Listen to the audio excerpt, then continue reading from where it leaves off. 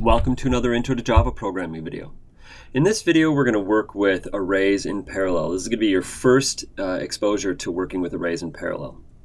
And we'll get into what that means as we work through this program. In this program, we're making a JFrame that has some buttons and radio buttons. You might say, well, we've done this before. This isn't hard. Well, what if you want to make a lot of buttons? That's a lot of code, right? Making 4 buttons is a minimum of 12 lines of code right off the bat. Making 12 radio buttons, if you want them grouped, making 4 radio buttons and having them grouped is going to be a minimum of 16 lines of code. What if I told you we could reduce that down to about 4 lines of code for each? That'd be pretty cool, right? Well, arrays allow us to do that. So let's look at how it's done. I'm starting off with some string arrays. You might say that's silly because I'm working with buttons and radio buttons, but follow with me here. Radio buttons and buttons have labels on them, right? When you instantiate a button, you have to put a string onto the constructor, into the parameter of the constructor, right? Same with radio buttons. Well, what I'm going to do is I'm going to make some arrays of strings. I'm going to use those string arrays to roll out my buttons. I'm going to take the strings off of those arrays and I'm going to put them onto the constructors of the buttons and the radio buttons. So let's look at this program from top down. I have an array of strings called button names, and you can see I'm using the array initializer here. They're up, down, left, and right. And then we've got an array of strings called radio names, and the strings are red, green, blue, and orange. Now, I've declared 2 arrays, one of JRadio buttons and one of JButtons, called radios and buttons, respectively. And then I've got 2 JPanels. These panels are going to hold the different things. The buttons panel is going to hold the buttons. The radio panel is going to hold the radio buttons. Let's look at the main method. I have done all the things that I always do in the main method. I've instantiated the object onto itself. Remember, this is a run button arrays, and I've instantiated that, called it frame, like I always do. I'm making a method called setupGUI, which I've done in the past. I've done it again. We'll take a look at that in a little bit. Set preferred size, set layout to something called grid layout. We haven't looked at this yet. But the grid layout is going to be 2 rows and 1 column. And we'll just briefly touch on the grid layout right now, and we'll look at another one a little later on. Okay? And I've got pat, set default close operation, and set visible. Let's take a look at my setup GUI, because that's where we're going to do our creating of our buttons and radio buttons. So setup GUI is a top-level method. In other words, it's broken down into 2 sub-methods.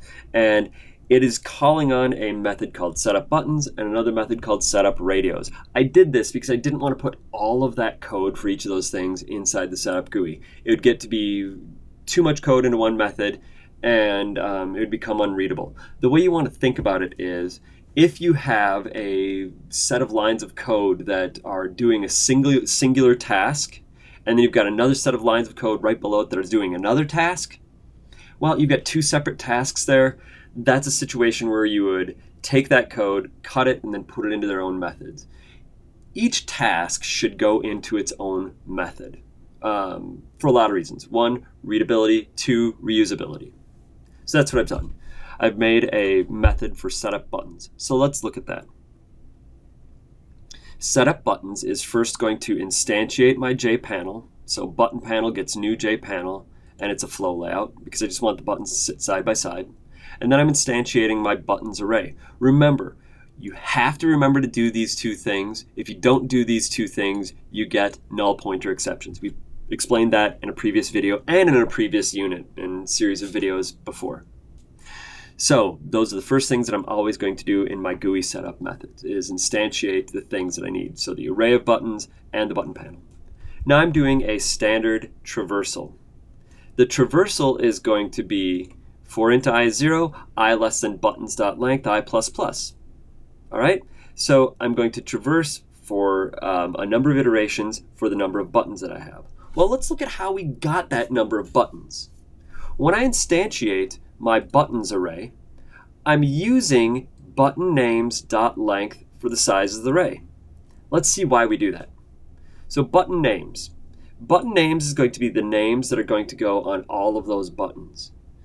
Now, why am I using that to control the length of my array?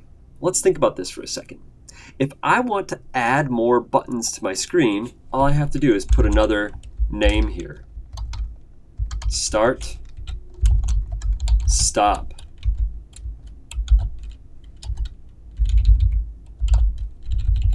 So I've just added 2 more strings to it. Let's think about how this is going to work.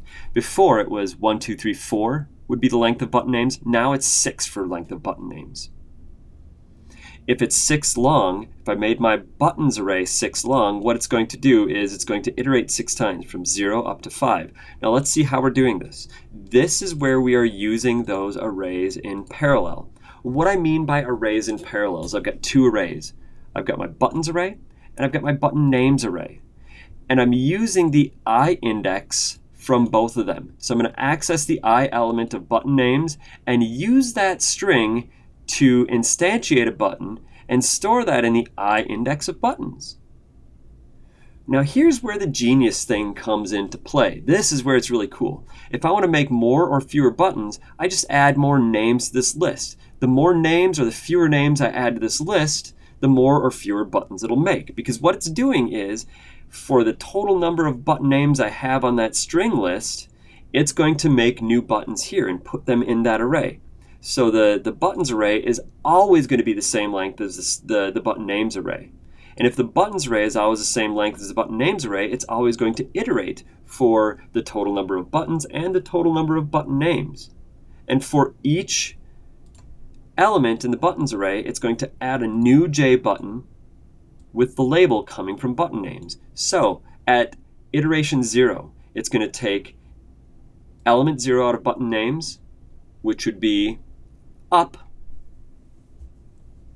and it's going to make a JRadio button with the label up.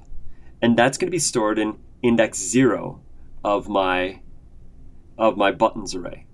And then it's going to add that button to the button panel. So buttons at I, add to button panel, and then add the button panel to the frame when all is said and done. So it's going to iterate over all of those button name strings and then create new buttons and add them to the buttons array.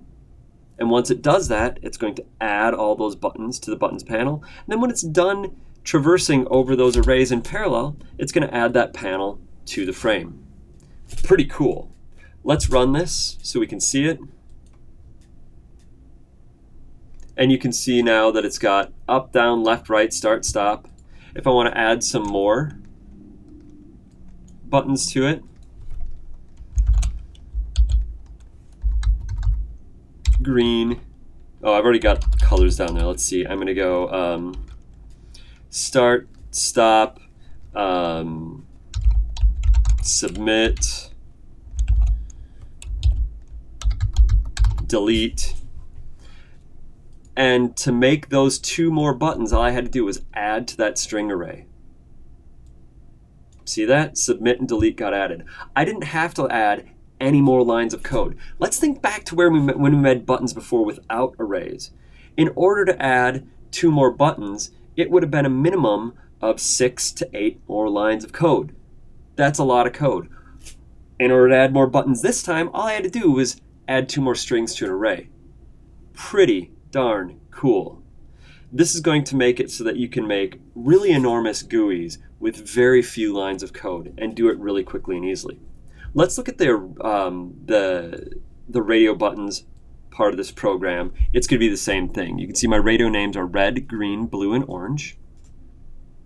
And then setup radios does the same thing. I make a button group, I make my radio panel, set it to flow layout, and I make my radios radio button array the same length as radio names.length.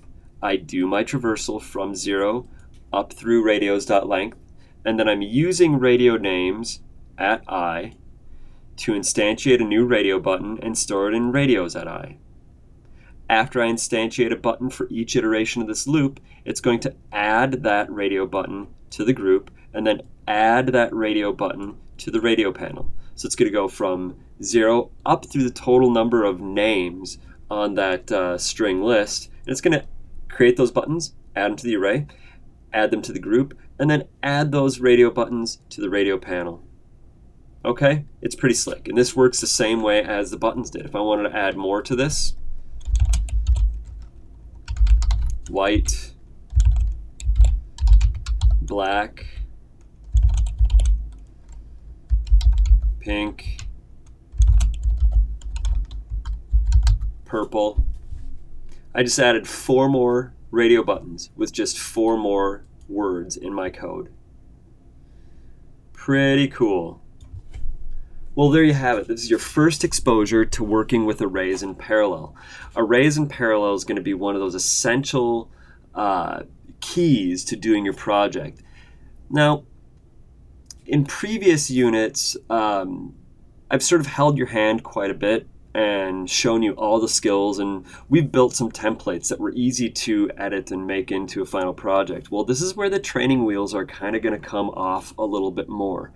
What I'm going to do is give you a bunch of puzzle pieces, and you're going to have to figure out how all those puzzle pieces go together to create the puzzle of a bigger project. And this is one of those puzzle pieces, knowing how to work with arrays in parallel using traversals. Now, the project's not going to require you to make any arrays of buttons or anything like that, but you will have to know how to use loops and work with things in parallel like this. But we'll build up some more skills to get to the point where you're going to be ready for the project in the subsequent videos. So thanks for watching, and tune in to the next videos.